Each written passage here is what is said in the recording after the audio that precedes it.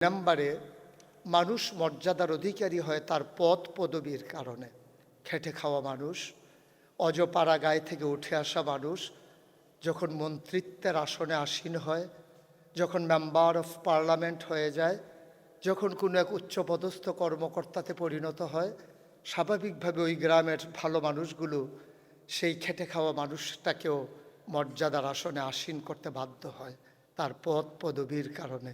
সে দৃষ্টিকোণ থেকে নবী করিম সাল্লাল্লাহু আলাইহি ওয়াসাল্লামকে আল্লাহ তাবারক ওয়া তাআলা তিনটি মর্যাদায় ভূষিত করেছেন।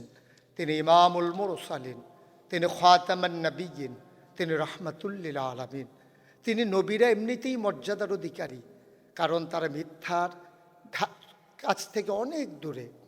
এই জন্যই আমরা যারা আহলুস সুন্নাত ওয়াল জামাত, আমরা যারা মুসলিম হিসেবে নিজেকে ধারণ করি, আমাদের বিশ্বাস হচ্ছে, আকীদা হচ্ছে আল আম্বিয়াউ মাসুমুন, নবীগণ নিষ্পাপ।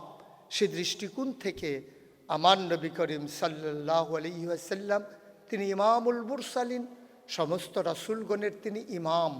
সমস্ত গবেষক, ঐতিহাসিক, দার্শনিক, চিন্তাবিদ, সাহাবিন, তাবিন, তাবে তাবিন, উম্মাহাতুল মুমিনিন, আইম্মে মুজতাহিদিন, আইম্মে শরীয়ত, সালফে সালিহিন, উলামায়ে মুতাকাদ্দিমিন মুতাআখিরিন, ইমাম সাহেবান, গবেষক, পশ্চিমা বিশ্বের মনীষী যারা, সবাই মিলে একমত হয়ে গেল 1,24,000 বলো আর 2,24,000 বলো, সকল নবী এবং রাসূল মিলে যা আমার নবীজি একাই তা। সুবহানাল্লাহ।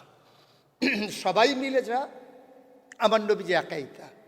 তিনি একাধারে নবীদের জন্য যে বিশেষণগুলো বিশেষায়িত করা হয়েছে, যেমন আদম আলাইহিস সালাম আদামু সফিউল্লাহ, আদামু আবুল বাশার, ইব্রাহিম খলিলুল্লাহ, ইসমাইল জবিউল্লাহ, মূসা কালিমুল্লাহ, ঈসা রূহুল্লাহ।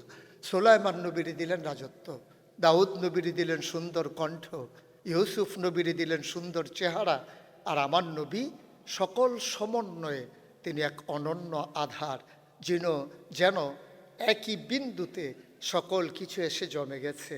মনে হচ্ছিল যেন সকল নদীর মিলন মেলা, যেমন সমুদ্র, আর আমার নবী যেন সেই বিশাল সমুদ্রের অধিকারী। সে দৃষ্টিকোণ থেকে আমার নবী মর্যাদার অধিকারী।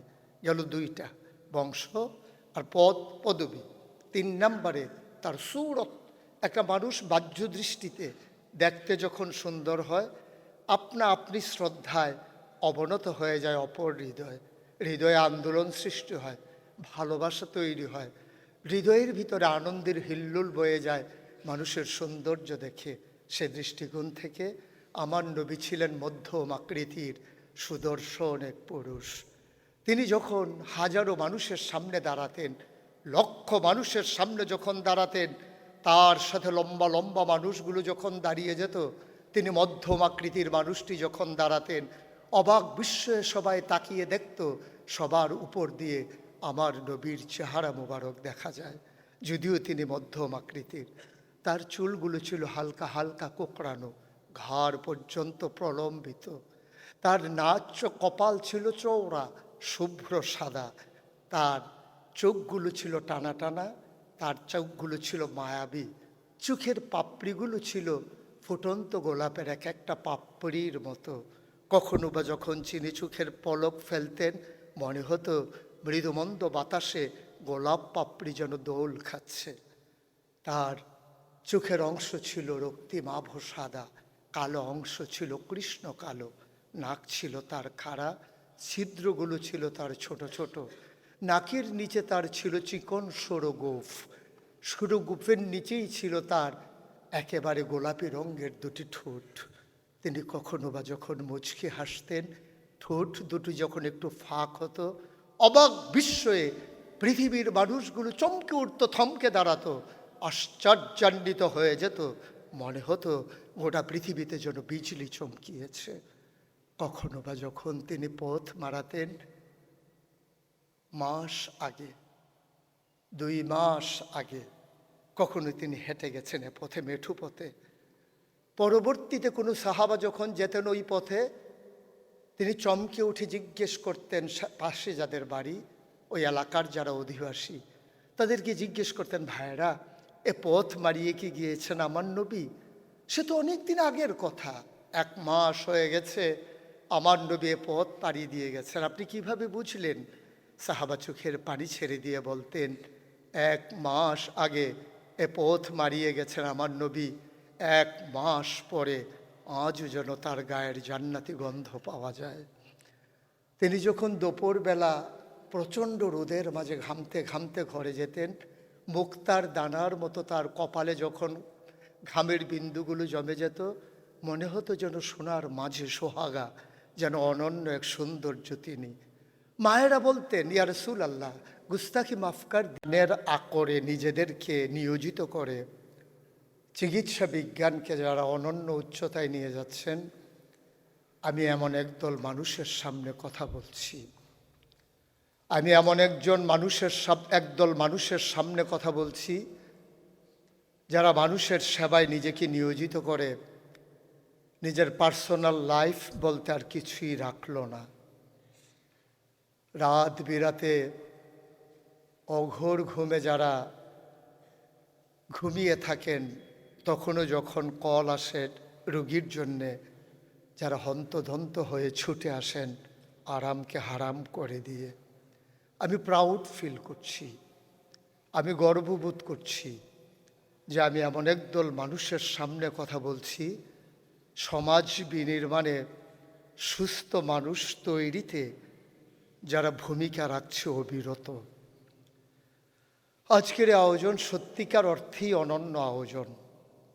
গোটা পৃথিবীর মানব সভ্যতার ইতিহাসে আদম আলাইহিস সালাম থেকে শুরু করে একবিংশ শতাব্দীর সূচনা লগ্ন পর্যন্ত যখন কোটি কোটি হাজার কোটি মানুষ দুনিয়াতে এসেছেন, সেই মানুষগুলোর মাঝে যিনি শ্রেষ্ঠত্বের আসন অলঙ্কৃত করেছেন, আর যে আসন যিনি নির্ধারণ করে দিয়েছেন, যিনি আমার আপনার রব, যিনি আপনার আমার সৃষ্টিকর্তা, মহান রব্বুল আলামিন।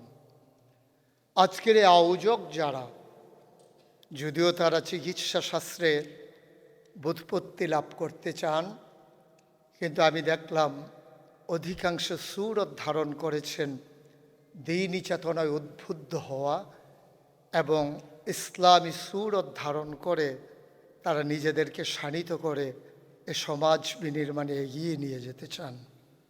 বন্ধুগণ, একটা মানুষ নানান কারণে প্রশংসিত হয়ে থাকে। আমি মেডিকেল কলেজ এই সেমিনার হলে আমার জীবনে প্রথম আসা। বিনয়ের সাথে আমার মিনতি থাকবে, আপনি যত ব্যস্ত থাকুন, দয়া করে মোবাইলের স্ক্রিন থেকে আপনি নিজেকে আলোচনার দিকে নিয়োজিত করুন।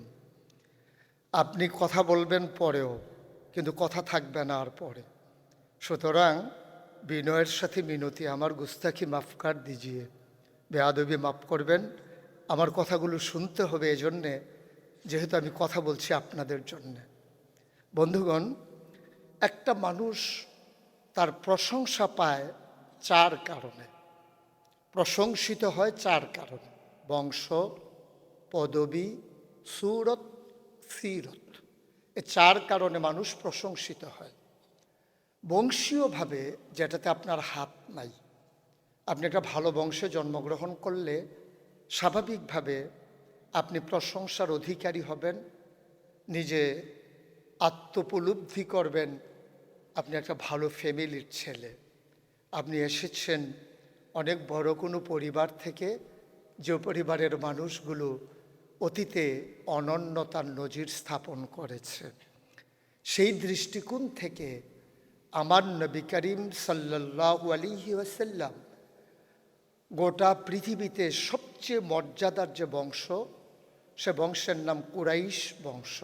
সকল বিবেচনায় কুরাইশ বংশের যে শাখাগুলো আছে, শাখাগুলোর মাঝে সবচেয়ে অনন্য মর্যাদার অধিকারী সে ধারার নাম হচ্ছে বনু হাসিম। সে বনু হাসিম গোত্রে তিনি জন্মগ্রহণ করেছিলেন। সে দৃষ্টিকোণ থেকে মধ্যপ্রাচ্যের সমস্ত মানুষগুলো বংশীয়ভাবেই তাকে মর্যাদার আসনে আসীন করে দিয়েছিলেন। দুই